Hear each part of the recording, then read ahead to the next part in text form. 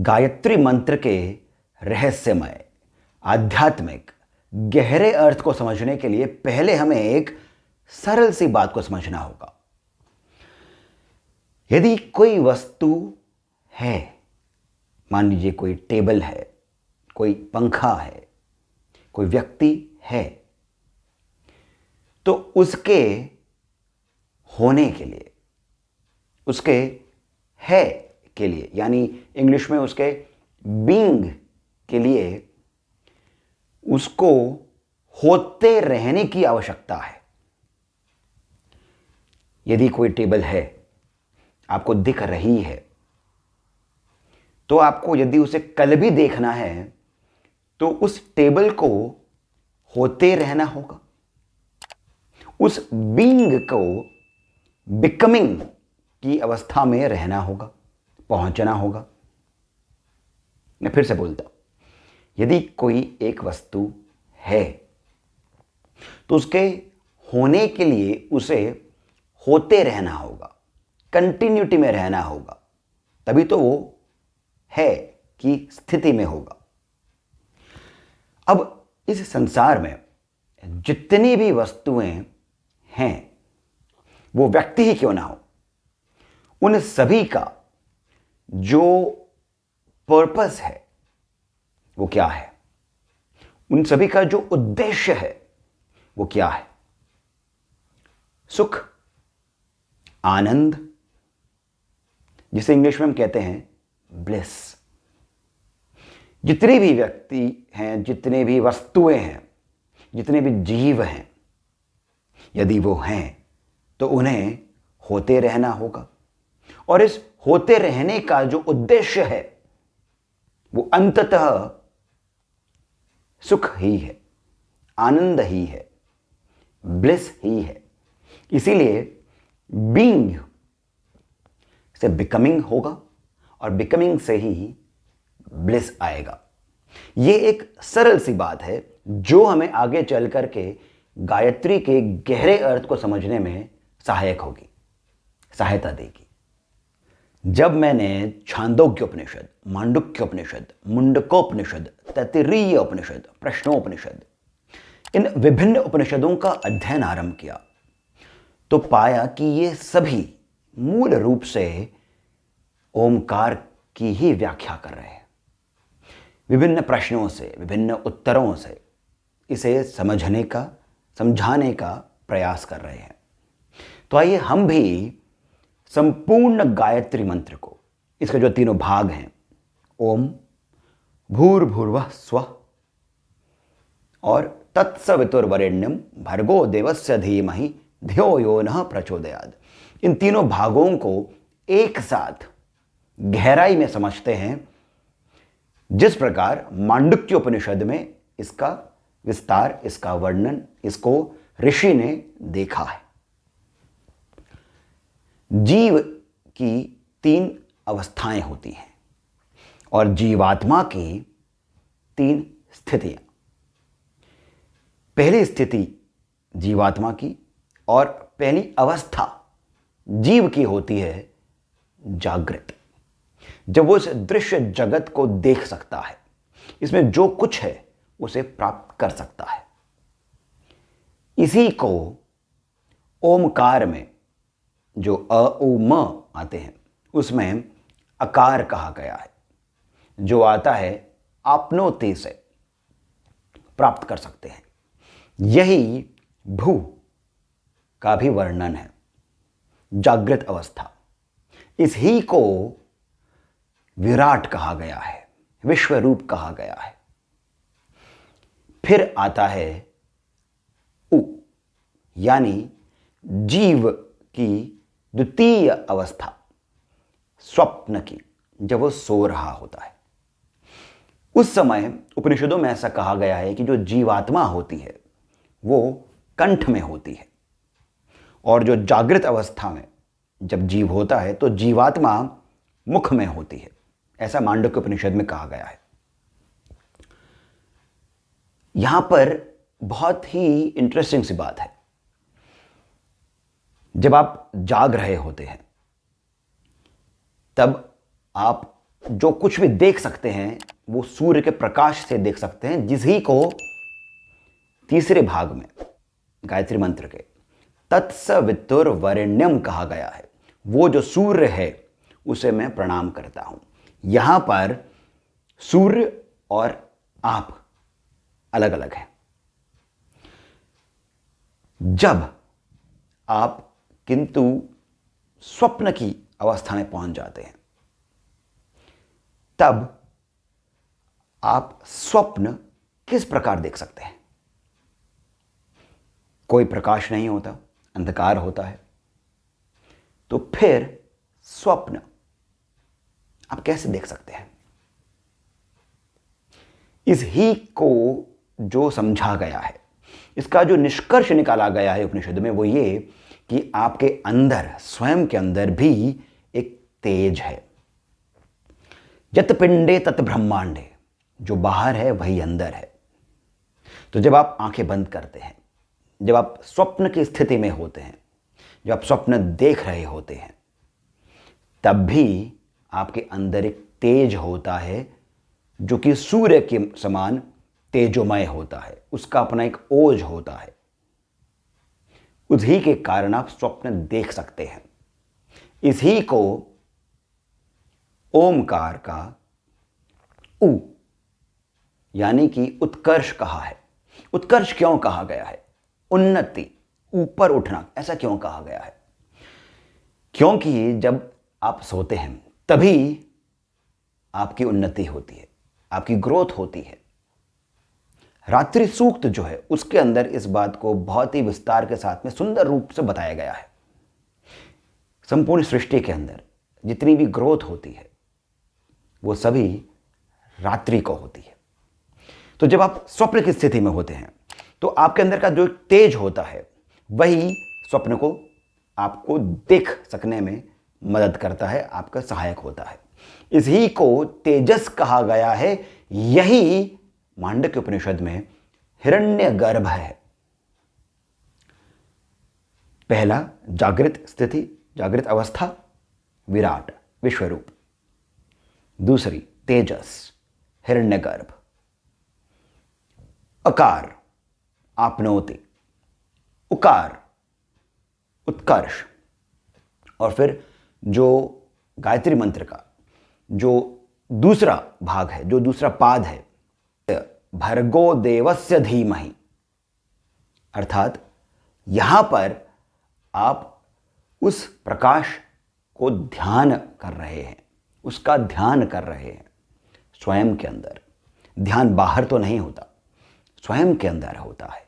और इसी कारण पहले पाद में सूर्य को आप प्रणाम कर रहे हैं, दूसरे पाद में आप उस ही देवस्य, जो स्वयं से ही ज्योतिमान है, उस पर आप ध्यान केंद्रित कर रहे हैं।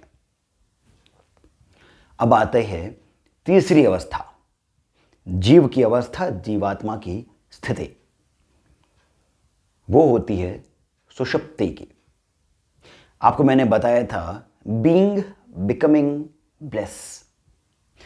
जब आपको कोई स्वप्न नहीं आता तब आप सुख की अनुभूति करते हैं।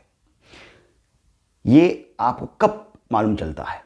जब आप सो रहे होते हैं तब आपके पास ना सुख होता है, ना दुख होता है, कोई किसी भी प्रकार की कोई मेमोरी नहीं होती।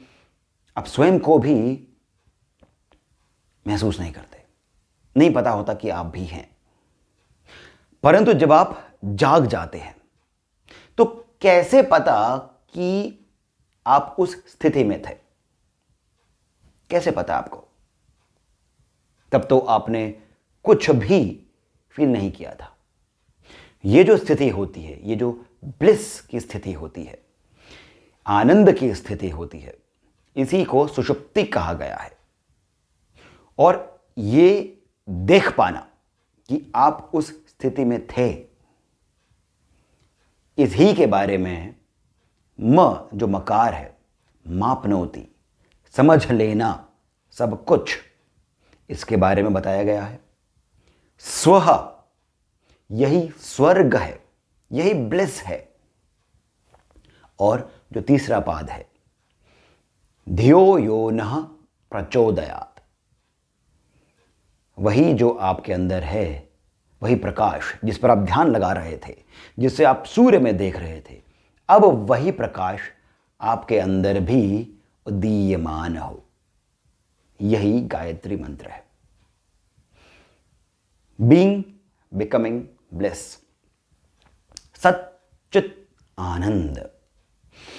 इसे एक और तरीके से बताया गया है कि जो स्वप्न की स्थिति होती है, उस समय जो जीवात्मा है वो कंठ में होती है, परंतु जो सुषुप्ति की स्थिति होती है उस समय जो जीवात्मा है वो हृदय में होती है।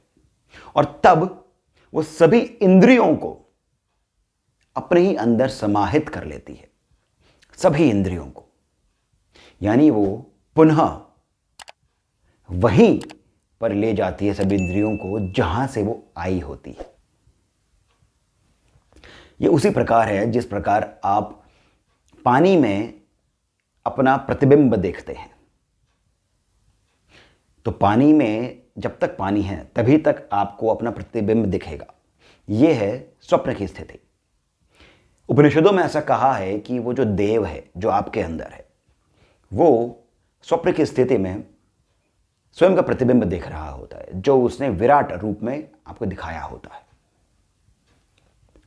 परंतु जब वो पानी सूख जाता है तो जो प्रतिबिंब है, वो जो आप एक इमेज देख रहे थे पानी में, वो कहां चले जाती है? वो वापस उसी में चले जाती है, वो वापस आप ही में आ जाती है। उसी प्रकार जब आप इंद्रियों से संपूर्ण जगत को देख रहे होते हैं, प्राप्त कर रहे होते हैं, सुषुप्ति की स्थिति में वो स्वयं वापस आत्मा के अंदर आ जाती है। यही ब्लिस है। जब आप साधना के माध्यम से, ध्यान के माध्यम से जान करके स्वयं को उस स्थिति तक, उस अवस्था तक लेकर जाते हैं, तब आप सुख की अनुभूति करते हैं, आनंद की अनुभूति करते हैं। और तभी आपको एक और अवस्था के बारे में पता चलता है। इस अवस्था को कहा गया है तुरीय, तुरीय अवस्था। ओम के अंदर जो अ उ म है, ये तो हो गए जागृत, स्वप्न और सुषुप्ति। परंतु ओम का जो उच्चारण है उसमें आता है ओम, अर्थात जो नाद है, जो म, जो और उसका वाइब्रेशन है, जो अर्ध चंद्र है, जो अर्ध मात्रा है, वही है तुरीय स्थिति। तुरीय को समझाया ये गया है कि जब आपको ये पता लगा कि आप जब सुषुप्ति की स्थिति में थे तब आनंद था, ये आपको कैसे पता कि आप उस स्थिति में थे? अर्थात तब भी आपके भीतर कोई था जो केवल साक्षी बनकर सब कुछ देख रहा था, जिससे आपको यह पता लगा कि आप नहीं थे। आप स्वयं, आपकी जितनी भी इंद्रियां हैं वो स्वयं आत्मा में चली गई थी। ये देखने वाला जो है, यही वो साक्षी है, यही वो ब्रह्म है। और ये ब्रह्म स्वयं के अंदर ही है। और जो स्वयं के अंदर है, जो हमारा ही है, यही तो आप भी हैं।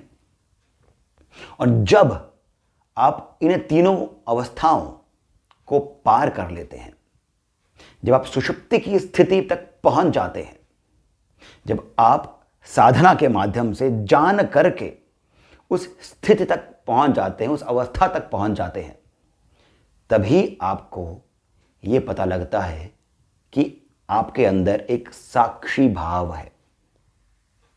एक भाव वो है जिसके कारण आप सब कुछ देख सकते हैं, परंतु आप उसके अंदर नहीं हैं। ये जो तीनों अवस्थाएं हैं, जागृत, स्वप्न और सुषुप्ति, जिसे विराट, हिरण्यगर्भ और ईश्वर की अवस्था बताया गया है, जीवात्मा की ईश्वर की स्थिति है। इसी को उपनिषदों में अस्ति, भीति और प्रीति बताया गया है, ब्लिस। जब आप तुरीय अवस्था में पहुंच जाते हैं, जब आपके अंदर वो साक्षी भाव आ जाता है, तब आप सभी प्रकार की सिद्धियों को भी प्राप्त कर लेते हैं, तब आप सभी प्रकार के सुखों को भी प्राप्त कर लेते हैं। परंतु सुखों को प्राप्त करके भी आप उसे भोगते नहीं हैं, क्योंकि आप उसके परे हो चुके होते हैं।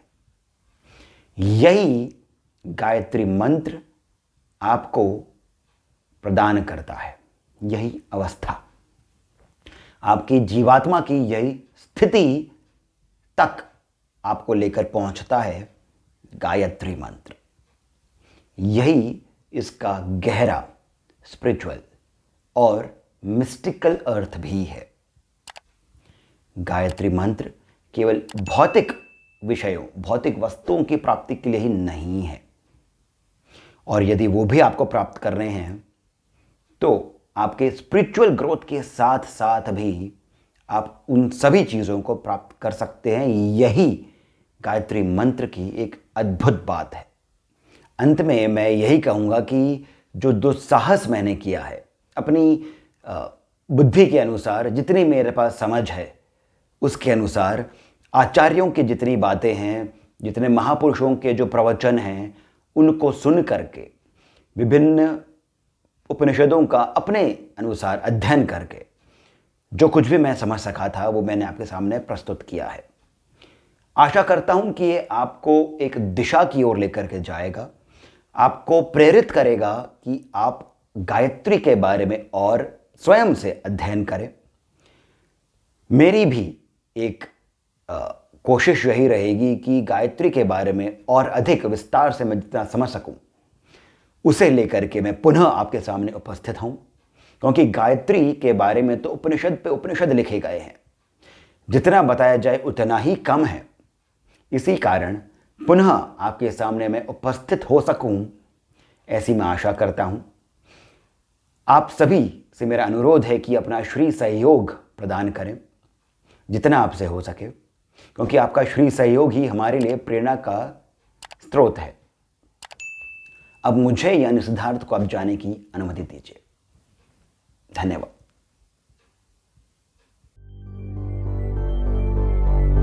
A DC where stories